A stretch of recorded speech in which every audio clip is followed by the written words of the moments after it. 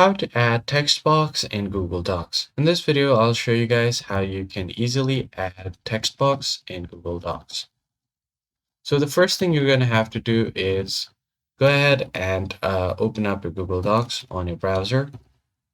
Then all you have to do is go to the Insert tab, click on Drawings, and then click on New. It will open up this new window where you have an option to draw or select things, and all you need to do is click on this text box option, select how big you want it to be, and then simply enter your text.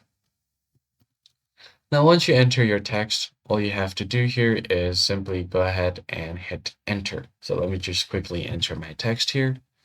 So I'm just going to copy this and then paste it here. Once that is done, adjust its size a bit. Now click on save and close. Now you've successfully entered this text box. Now, if you want to add the border or remove it, what you can do is go to Format Options. And here you can select all matching texts. And you can align it to the center, enter its margin, and you can move with text or fixed position on the page. Or you could also add position options like X and Y coordinates for this. And you could also add an alt text describing this text right here.